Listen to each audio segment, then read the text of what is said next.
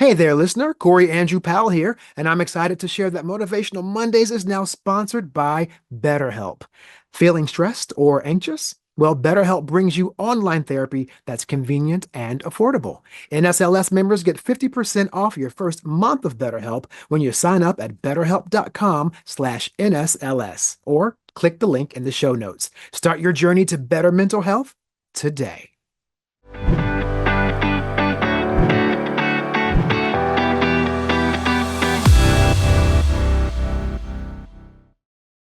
Hello, everyone, and welcome to another episode of Motivational Mondays. I'm Corey Powell, your host. Our podcast is presented by the National Society of Leadership and Success, where we are now impacting over 2 million members nationwide. So today, I'm also thrilled to welcome a true innovator and advocate for equity in technology, Tamar Huggins. Tamar is a Canadian tech entrepreneur, educator, and trailblazer who's revolutionized how we think about tech education and AI. Now, she's the founder of Tech Sparks, which is transforming the educational landscape with culturally relevant AI tools that promote inclusivity, challenge bias, and empower students. Her groundbreaking Spark Plug platform is redefining how organizations and schools integrate AI while safeguarding against systemic inequities. Tamar, welcome to Motivational Mondays. Hi, Corey. Thank you for having me. And thank you to Yes. your audience for being here. Well, you are very welcome. It's our pleasure. And it's funny, we're laughing off camera, guys, because, we're both like in this whole tech world and we're having like tech issues. We're having tech issues, but we've resolved them and here we are. And so we're going to have a really great conversation. What I love about this conversation, Tamar, is that we all have these talks about AI from a standpoint of some people are for it, some people are Mhm. against it, they're afraid of it, but you have a whole other take on AI in the space of DEI and equity. But your journey into tech and entrepreneurship, can you share a little bit about how your father's passion actually for computers inspired your early interest? Yes, thank you so much. So, my father, like many of our parents here in the Greater Toronto area, are immigrants of the Caribbean. And so, my father immigrated here from St. Kitts, which is where he's from originally. And he came here as a tradesman. So, he was a carpenter. So, he's very, very good with his hands. In the 90s, when I was a little girl, I remember seeing him just tinkering and building computers from scratch. I mean, he essentially is a self taught engineer. I mean, he Mm. didn't go to school for it. He did take some night classes to learn about. Wiring and whatnot, but everything was self taught. He spent a lot of time reading. He spent a lot of time watching videos and just taking things in and really focused his efforts on building computers. So all of my computers that I've ever had until I went to college were all made by my father.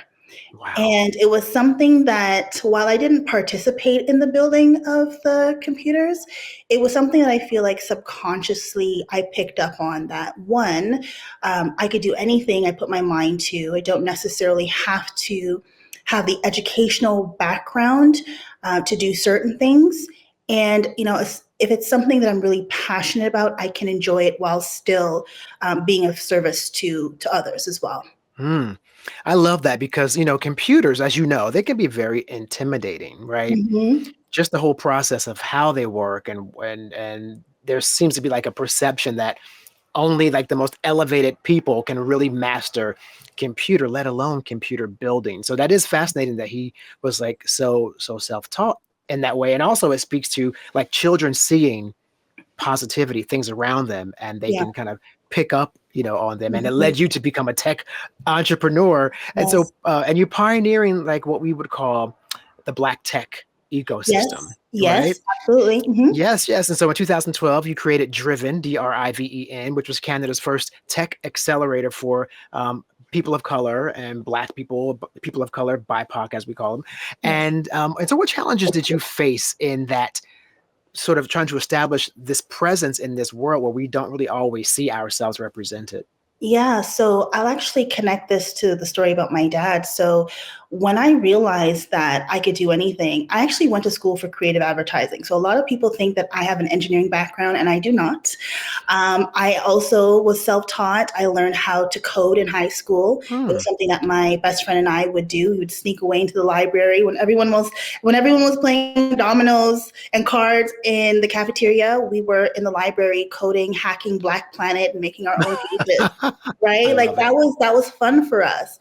And I ended up going to Centennial College, studying creative advertising, and working at one of the top ad agencies in Toronto. And working with Nike Canada was a huge blessing because it really pushed us to think innovative for every single campaign. So when we think about the challenges, like I've always seen in this industry, just in business as a general whole, we always see Black folks being so amazing at their craft, whether it's building computers from scratch, whether it's cooking, whether it's sewing, fashion, whatever the case may be. But when it came to the business side, that's where we were seeing that lack of Hmm. business acumen was really lacking. So how to actually take the idea from just an idea to a business that generates revenue and profit, right? So the challenges that I had just starting that company, that accelerator, was really just around external challenges, I would feel, because I knew that I had a Hmm. passion for helping others with business because I saw the challenges. Even though I was Right. working in the ad agency, like I had my own, my little side hustle on the side, right? So I had my little PR company, and I was working with clients, and I was always seeing, again, they were really great at what they did, but when it came to translating it into business, there was always this gap. Hmm. So that was the problem that I saw. And then there wasn't really a solution in Toronto at the time to really focus on giving Black entrepreneurs or women entrepreneurs who are in tech the opportunity to learn, to have access to mentorship and capital. So I created Driven. I did have, a lot of backlash. There was a lot of pushback, from the other communities who accused me of reverse racism, and said Hmm. that they should be able to go to my accelerator if they want, if they choose, and that they just couldn't understand why we needed to have an accelerator specifically for Black founders, newcomer founders, and women. So there was a lot of challenge there, but then again, because I knew that what I was doing was much deeper, I knew that it was connected to like my soul purpose. Hmm. So I was able to push through that. And again, just leaning on my advertising background, just around customer discovery and asking the right questions, validating assumptions, and ensuring that we're creating a solution that the customer actually wants, in this case, entrepreneurs. I was able to build an amazing program that, we went on to raise $1.1 million, and our startups collectively on their own raised over $20 million. Hmm. So I would say that it was quite successful. Yeah, that's fascinating. And I'm also fascinated by the fact that, I mean, in many ways, Canada is like, the like a parallel universe America because, Yes. we speak English mostly, and, they're right Hmm. next door. I could like walk there basically if I'm in New Yes. York. Yes. Um, but when it comes to the specifics you're talking about now with Hmm. DEI and being a Black person, a person of color, Hmm. I'm also fascinated by the same conversations happening. You just mentioned the reverse racism, and this is a whole other rabbit hole. I'll have to have you back on for a whole other discussion because we can go down that road. But it is amazing to me that people don't get that the reason why Driven exists, affirmative action exists, is because it's trying to counterbalance the deep disparity that has been done. Right. And it's fascinating that people will then accuse you of like, well, you're discriminating against other people. And when you really dissect these programs like yours and affirmative action, all they are really doing is making sure that major organizations or people who are hiring managers, et cetera, in many cases, know that there are talented people of other communities there Yes. who may not have access to getting to those organizations. It's not as if there's untalented people who are just getting by because they're Black. That's the that's what's being perpetuated. Like their skin color is what's gotten them ahead, but that's a Mhm, myth. mhm. So are you kind of seeing that's a similar sort of challenge with that myth in Canada? Oh, absolutely. And even though, we're neighbors, our cultures are still very different, but I would Hmm. still say that the challenges that Black folks face here in Canada are very similar, although I will say in the States it is a little bit more intense, just in terms of just like historically, our history here as Black folks in Canada is quite different. Yeah. When we think about systemic racism, especially when it comes to business, there are a lot of challenges here. But one of the great things that I've noticed in the United States is that you guys are about your bag, okay? That's something that I wish we had here in Canada. I really wish that we would take more risks. I really wish that we would, see the gems and the talents that's here and really support them, because a lot of entrepreneurs, especially in tech, have left Canada and moved to the States because it's easier to raise money. It's Mm, easier to connect with customers. It's easier to make money. mm, Whereas here in Canada, it's not the same. So yeah. we definitely see, in the grand scheme of things, same type of problem, but there can be some nuances here that are different Yeah. in the US. Hmm.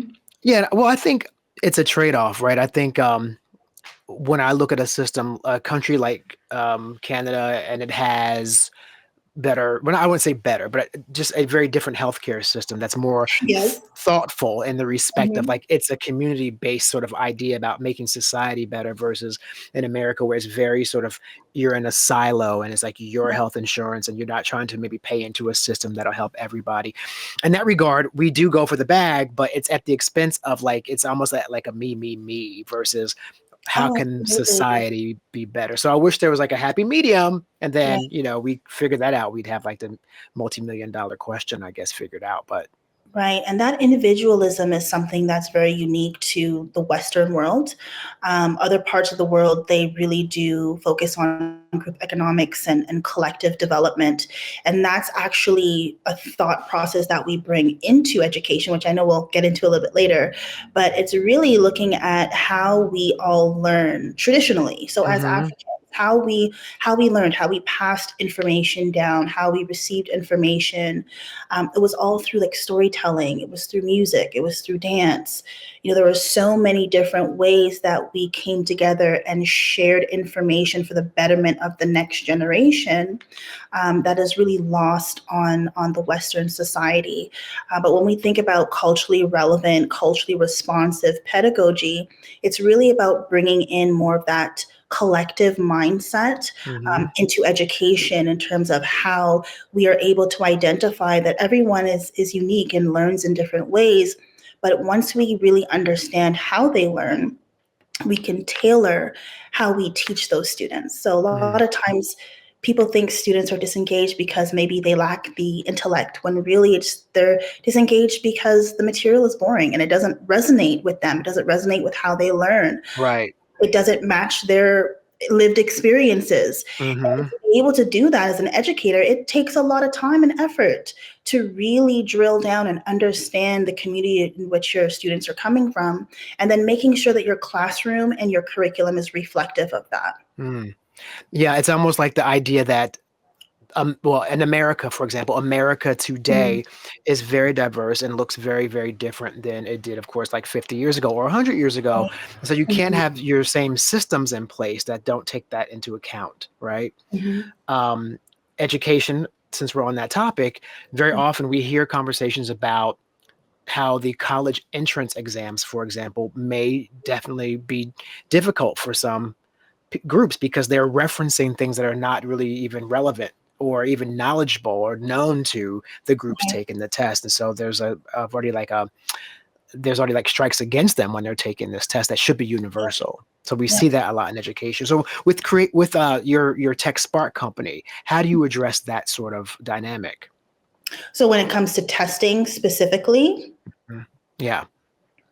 so I would say, again, it really starts with that customer discovery or Hmm. consumer discovery, user Right. discovery, right? You really have to take the time to ask the right questions. And before you do that, you have to ensure that you're creating questions that are unbiased so that you're able to get the responses that you need to then take that next step. Mm-hmm. So again, like I said, it takes a lot of effort and time to be able to do that. But we work with psychometricians as well, who are able to assist us with creating, the types of like assessment questions that we would need, that are unbiased, that will really draw out the information that we require in order to build products or services for students. Mm-hmm. So that's the first step. And then we go into the communities and we ask questions. We ask the students about their life. Mm. We ask them about, their classes and what they like, what they don't like, and how they would make it better if they could, what it is that they want to see. We created the first tech entrepreneurship course here in Toronto, and it lives in several high schools across the Greater Toronto area. Mm. And it's been so successful since 2018. And the reason why is because we spoke to the students. We spoke to students who were taking that the current entrepreneurship course that was not tech-based. We talked to students who graduated, and we talked to students who could potentially take the entrepreneurship course, and they may have been on a business track. And we asked them those same questions. We really, really dug deep into the customer discovery. And then our amazing team of educators and doctors were able to then take the existing curriculum, look at what was working, look at what wasn't working, connect with industry experts, and redesign the curriculum to match the students and what it Mm. is that they want, and making sure that we were giving them the skills that they need to succeed in the future. Because the Mm. current program was really just teaching them how to build a business plan for a fictional business. And Right, right. we wanted them to build a business that had a tech component, that could generate real income. Because for a lot of these young people who are coming from underserved communities, I mean, that is a real way for them to earn some funds that they can use either towards themselves or Mm-hmm. even to support their home if they choose to. But I mean, we see it on YouTube all the time, on Instagram. Like, there are students, young people out here making hundreds of thousands of dollars doing Yeah. things that they to do. Why can't we do that in our community? Yeah, I love that. That's great. And of course, we don't have often those people, those guides in our communities to teach us that. And I mean, I was like 30 years old with like the worst credit you can imagine because I had just not had serious conversations about what was an APR. I just knew I would go to a Mm, store, put the credit card down, and walk out with the stuff. And the right, bill would come, and I'd be like, "Well, I just, I'll right, pay that." And next thing so it took me like a good like 10 or something years like to dig myself out of this hole. But it really right. stemmed from like we didn't have those conversations. So this is really important work you're doing to the Mm, underserved communities who don't have those role models in place. yeah. It's And very important. mentorship is a huge piece of the work that we do. So, in addition to the educators who already do so much, having mentors who are from the communities that the students are from, or who are working in the industries that they're interested in, and connecting them is really, Hmm. really important. Because for young people to see themselves reflected in their, course material, in their classrooms, in the spaces they want to enter into is really important for them. Yeah, that's really great. And I love another thing you mentioned too, and I can equate it to the work that I do when I go and I do lectures or talks and I speak about one of my main platforms when I do that is teaching people about how to turn their own personal story into their brand. Right, And what I hear you saying too, there's an element of that where you're going out, you're talking to the students, you're asking them about who they are, right. what they would like to see reflected in the courses they're taking or the world around them, right? Mhm. And I think what's important about that is, they're being invited to the table Yes, because very often we're not. It's like an afterthought. exactly. And also, young people need to understand the value of their data, Mm, the value of their information. Us conducting that survey, that information that they are, willingly giving us and participating in those sessions, that's something they don't have to do. That's mhm, something of value that we're able to use to build a product. In this case, it was a curriculum to really serve them. And in doing that process, we paid them for their time because I wanted them to understand that their voice and their information, their data is valuable, and owning Mm-hmm. that data and being able to monetize that data is extremely, extremely important, especially when we're talking about underserved or marginalized communities, or underrepresented, underestimated, whatever you want Right. to say. It's important for us to know the value of our data.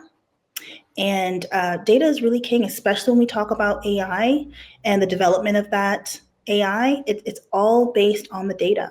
Yeah. Yeah, I love that too because people don't realize, young people especially. I deal in like the media world, I guess, with television, and so when you deal with that, you have sponsors, of course, who are going to be sponsors on a TV show, and Mm-hmm. then you realize there's like a demographic that they really all want to tap into. You may be in that demographic of 18 to 25-year-olds, let's say, Yeah. and there are people who really want to know how you think, what makes you tick, and that means you Right. are obviously important to the entire construct, right? Of Um, course. versus a lot of us have been made to feel like we're not really relevant, we're not important. Right. So, these are really important things that, I think you're driving home that are going to make a difference. And the self-esteem issue, like the Right. confidence issue to go out in the world and go, yeah, I'm relevant. I have a part in this. Absolutely. Absolutely. It's really important, especially as we know, when we think about the Black community specifically. I think in the United States is like a $1.7 trillion spending budget that the Black community is really engaging in. Hmm. So when we look at that amount and compare it to other groups, it's actually quite high. Yeah. And with that comes a lot of buying power. And oftentimes we don't understand as a community how powerful our dollar actually is. And if we wanted to create change, whether it's politically, economically, socially, what have you, we definitely could do that with our dollars. So it goes back to what you had mentioned with financial literacy. I think it goes even deeper, just even also understanding, the finances of the government, Hmm. of the country, and how things are working, and how you're really contributing as a citizen, to really see your value, that you're not just this number. You are a contributing member to your community, and your voice, your data, your all of that matters in the grand scheme of things. But it really comes down to, I think, how we teach the next generation. And that's one of the things I'm really excited about with Sparkplug, for example, Hmm. is that we are able to take otherwise maybe complex, or sometimes boring, as some of the teens would say, some of the courses, understanding the value that we're bringing to the table, and ensuring that we're building with the community at the center. And that's been the challenge, I think, outside of our community, is that things are being built, and they're being built without our voice, or without us knowing. But sometimes it is our data, but we're not being told that our data is being used. Right. And oftentimes it can be used against us. But in Mm. this case, we're able to take the information, which we use to train our large language model, which essentially works from the Harlem Renaissance, the Civil Rights Movement. There were some private authors who also lent some of their works as well. And we wanted to ensure that we were building something that was for the community, by the community. And what better way to do that than to actually have the platform built on the shoulders of our ancestors, and giving them the voice of their descendants, which essentially would be the teenage voice that we have Mm. in our model. So when students engage with the platform, they're able to receive responses as though they were just speaking to um, their friend at Yeah. school. Very often, brands, Hmm. they don't really have a clear idea of how to talk to people of color, or That's true. organizations don't know how to talk to us. That's true. There is a likelihood that they are underestimating how to talk to us. And it's not Yes. been more prominent than I've seen it in advertising. When I would have a situation, for example, I had a situation where there was a client from Moet and Chandon. They wanted to market this new champagne to Mhm. the Black community. Okay. And the brief was like, we want to make some comparisons of great couples in history that Black people will understand. And I said, oh, well, like Romeo and Juliet.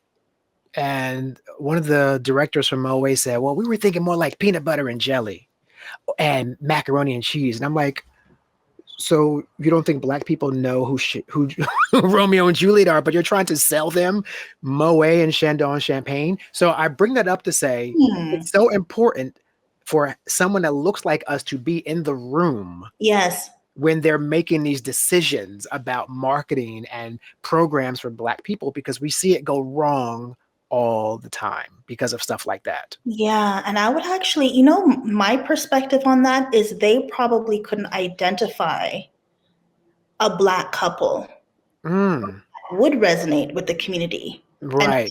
also is aligned to their brand. Mm, You understand yeah, what I mean? Because yeah.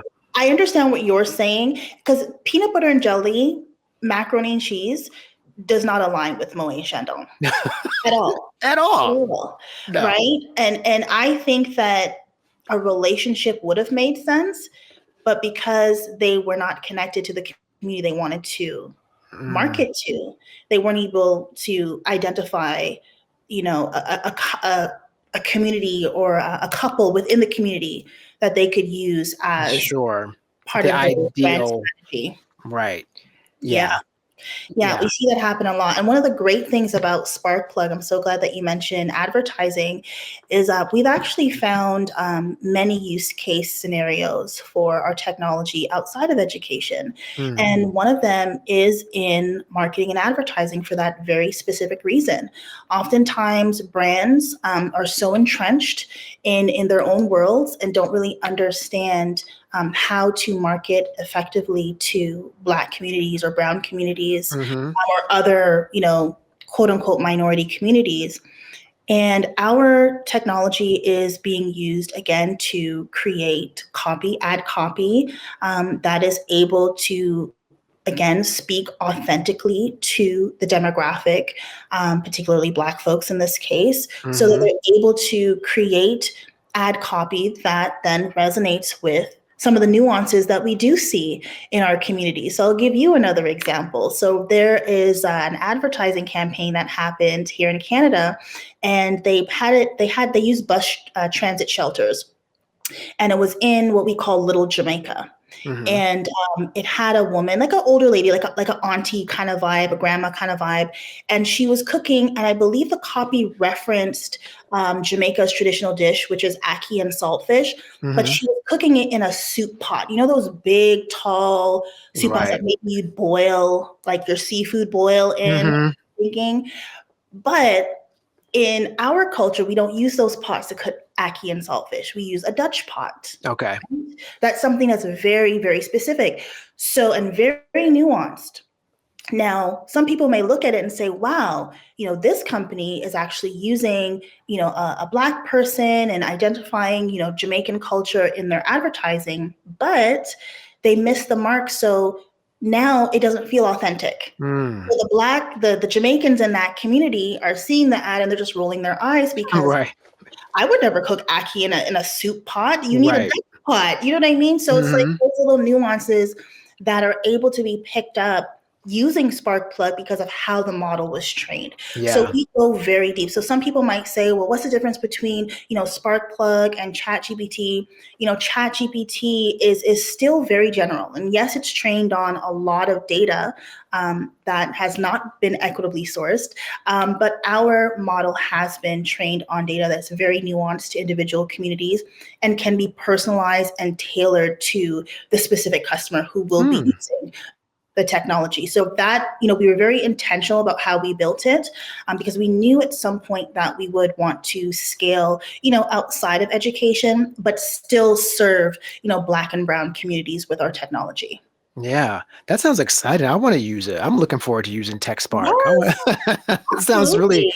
it sounds awesome. And now you're expanding also into the US market, not Yes, just in Canada. So I know that you have you participated recently in the Southern California Black Tech Express, yes, they and that did. was during LA Tech Week. So what opportunities came from that, or were there any challenges that you encountered while you were doing that? How'd it turn out? Well, first of all, it was an absolute honor to be selected by the trade commissioner to be able to come down to LA and take part in LA Tech Week. I'd never been to LA at that point. I'd been to other places in California, but not Mm-hmm. LA.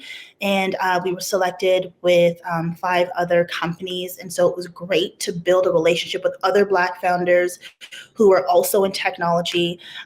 It was really great to meet with different investors. So they had us meet with I would say investors who were part of our community, so Black investors, and Mm-hmm. then they had us meet with non-Black investors as well. And I would say that the response was night and day. It was very different.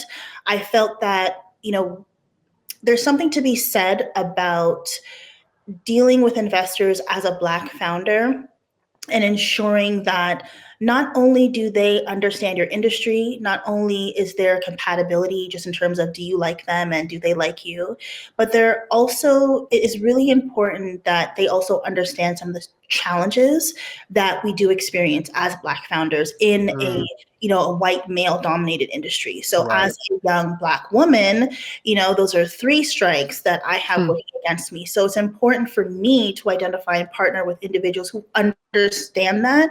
And when we connected through the Daja Collective, when we connected with some of the Black founders, the Black VCs in that space, even though they were all male, they still understood the challenges that we experience, even from a gender perspective. Right, right. And while they understood that, they still demanded that excellence. I think that's another piece that's important to state as well, that sometimes people think that Black investors only invest in Black companies just because they're Black, and that's not true. Mm-hmm. They definitely still demand and look for excellence. So that was really great. Yeah. But the overall process was exciting. It was very challenging.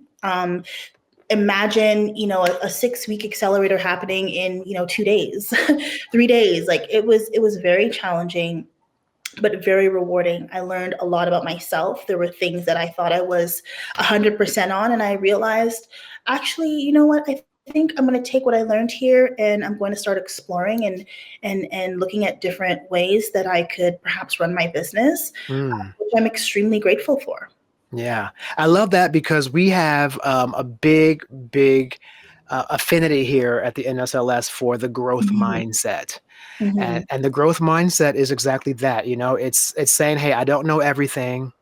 Yeah. I think I know a lot. I think I know enough, but I'm willing to know when I need to learn more, and that only Yeah. makes you better. And that's really a strong leadership quality that I think everyone needs to pay attention to.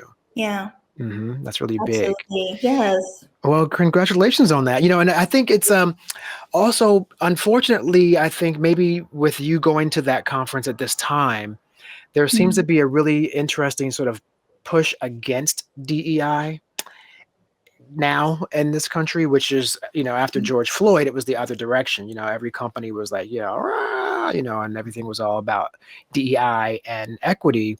And Yeah. now currently it's going the other way. So Mhm. I wonder if that may have impacted, if you didn't necessarily have all the responses that you would have hoped by some of the non-Black led organizations. I do wonder if that maybe played a part in it.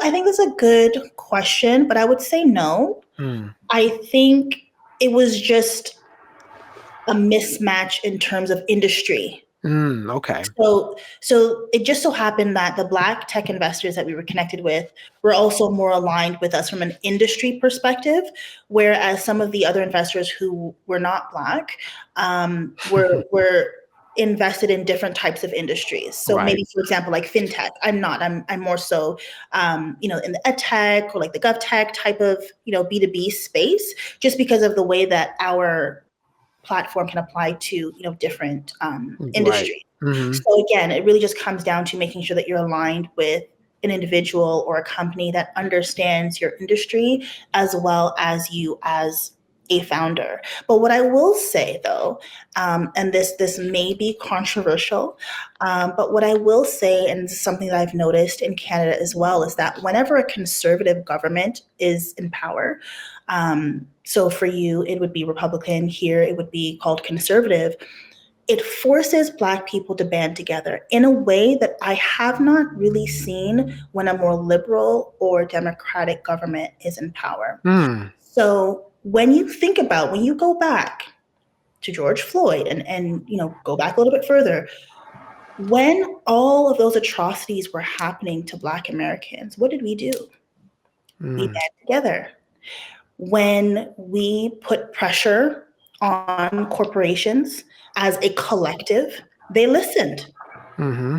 Again, going back to understanding the power that our voice and that our data and that our dollars have, and coming together as a collective to be able to usher in a movement. Right? This is part of how we are innately as Africans, as I mentioned earlier, when we think about the collective mindset that we see more so in like Africa and other parts of the world, and the Western world is more individualistic. Mm. And when we have no choice but to stick together, we come together, and I find that we're actually much more powerful that way.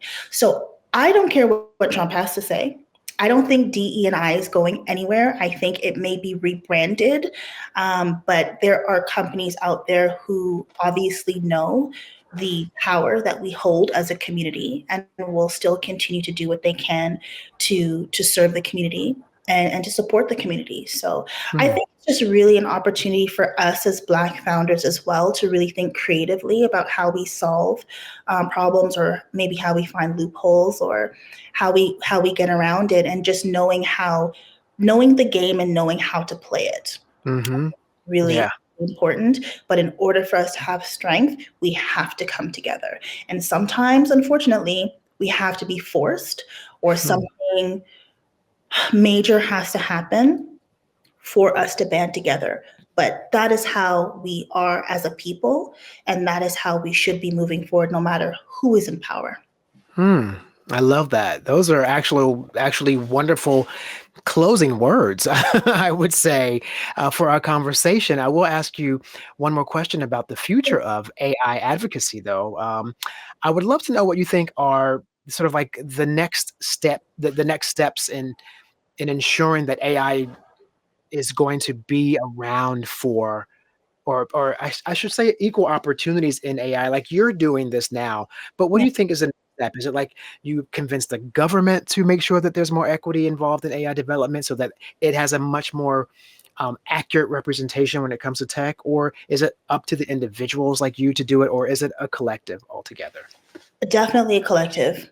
So we Mm. cannot rely on the government to do everything, especially where technology is concerned, because there's still a lot of skill, like understanding, lack of understanding, skills gaps, issues with some of the politicians who are in power. Mhm. So it's partially the government, it's partially those who are in the industry. So the industry leaders also need to be a part of the table, and the founders, the small businesses as well as the community, right? So all of the community organizations also need to be a part of, pushing policy, talking about AI ethics at the leadership level at corporations and Mhm. educational institutions, understanding what that means, what does it look like in practice, and not being afraid to bring AI into the classrooms. I know there are a lot of teachers who are very fearful of AI either Yep. taking their job, or Mhm. I've heard some people say dumbing down the students, the cheating, and all of these things. But again, we had this same conversations when calculators were being introduced into the schools, or even, for Right. example, as simple as like even an open book Mhm. test. Like you can have an open book, you can Mm. have a calculator, but if you don't know how to enter in the functions, it's useless to you, Mhm. right? Yeah, yeah. There's still a foundational need for the understanding of the mathematics in order to be able to use a tool that would then help you accelerate. So we have to look at artificial intelligence the same way. We're doing our students a disservice by not engaging AI in the classrooms.